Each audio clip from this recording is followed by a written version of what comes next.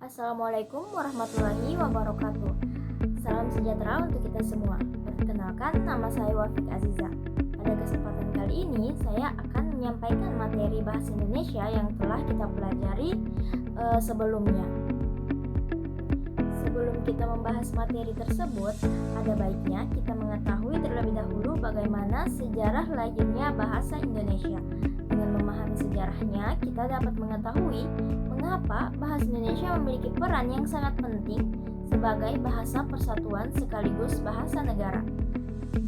Nah, bahasa Indonesia itu berasal dari bahasa Melayu yang sejak dahulu digunakan sebagai bahasa perhubungan atau lingua franca di berbagai wilayah Nusantara. Nah, bahasa Melayu dipilih karena mudah dipahami oleh berbagai suku, telah digunakan secara luas dalam perdagangan dan komunikasi, serta tidak memiliki suku tertentu sehingga dapat diterima oleh seluruh masyarakat Indonesia. Nah, perkembangan penting bahasa Indonesia itu terjadi pada tanggal 28 Oktober 1928 melalui peristiwa Sumpah Pemuda. Dalam peristiwa tersebut, para pemuda Indonesia berikrar menjunjung bahasa Indonesia sebagai bahasa persatuan. Sejak itu, bahasa Indonesia menjadi simbol pemersatu bangsa. Kemudian, setelah Indonesia merdeka pada tanggal 17 Agustus 1945, bahasa Indonesia itu ditetapkan sebagai bahasa negara dalam pasal 36 Undang-Undang Dasar 1945. Nah, oleh karena itu, bahasa Indonesia digunakan dalam pemerintahan, pendidikan, serta berbagai kegiatan resmi. Nah, setelah mengetahui sejarah perkembangan bahasa Indonesia, selanjutnya kita akan membahas fungsi dan kedudukan bahasa Indonesia. Tahukah kalian bahwa bahasa Indonesia itu memiliki dua kedudukan, yaitu sebagai bahasa nasional dan sebagai bahasa negara. Kedua kedudukan ini tentu memiliki fungsi yang berbeda. Oleh karena itu, penting bagi kita untuk memahaminya agar kita mengetahui mengapa bahasa Indonesia itu memiliki peran yang sangat penting dalam kehidupan sehari-hari. Sebagai bahasa nasional, bahasa Indonesia berfungsi sebagai lambang kebanggaan bangsa, identitas nasional, alat pemersatu berbagai suku bangsa, serta alat komunikasi antar daerah.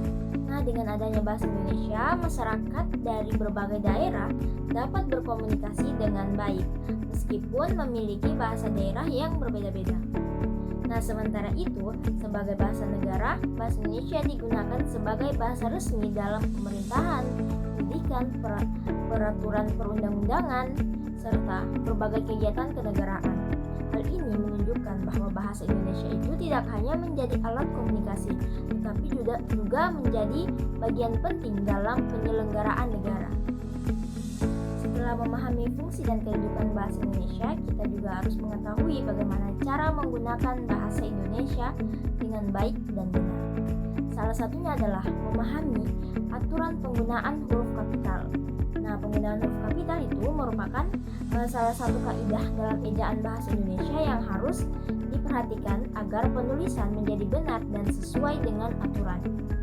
Huruf kapital itu digunakan pada beberapa keadaan, diantaranya pada huruf pertama di awal kalimat, nama orang, nama tempat, nama lembaga atau instansi, nama hari, nama bulan, serta nama negara. Selanjutnya kita akan membahas penggunaan tanda baca. Nah, tanda baca ini merupakan sebagian penting dalam penulisan karena berfungsi untuk memperjelas makna suatu kalimat. Penggunaan tanda baca yang tepat akan membuat tulisan lebih mudah dipahami oleh pembaca. Beberapa tanda baca yang sering digunakan antara lain yaitu titik, tanda koma, tanda tanya, dan tanda seru. Selanjutnya kita akan membahas unsur serapan. Nah, unsur serapan adalah kata-kata yang berasal dari bahasa asing atau bahasa daerah yang kemudian disesuaikan dengan kaidah bahasa Indonesia sehingga dapat digunakan dalam kehidupan sehari-hari. Nah, masuknya unsur serapan ke dalam bahasa Indonesia dipengaruhi oleh perkembangan ilmu pengetahuan, teknologi, budaya, serta hubungan dengan bangsa lain. Oleh karena itu, banyak kosakata baru yang memperkaya perbendaharaan kata dalam bahasa Indonesia.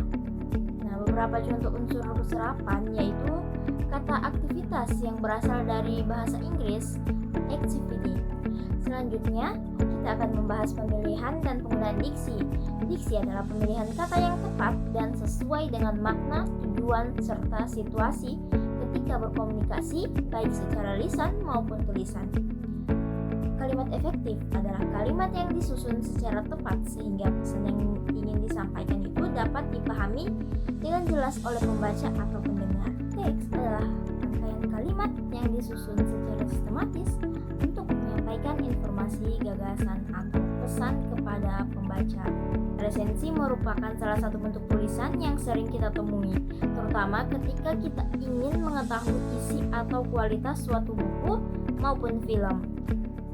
Nah, resensi ini adalah tulisan yang berisi penilaian atau ulasan terhadap sebuah karya seperti buku, novel, film, atau karya lainnya. Secara umum, artikel adalah sebuah tulisan yang berisi informasi, gagasan, atau pendapat mengenai suatu topik tertentu.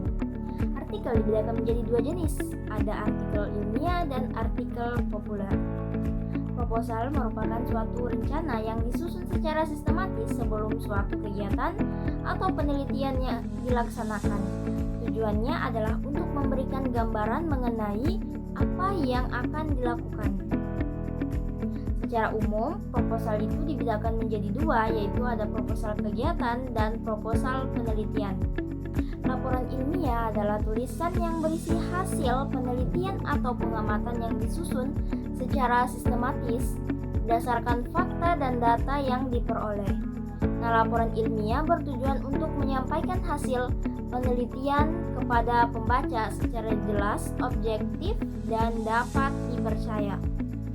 Demikian pembahasan materi bahasa Indonesia pada kesempatan kali ini. Terima kasih atas perhatiannya.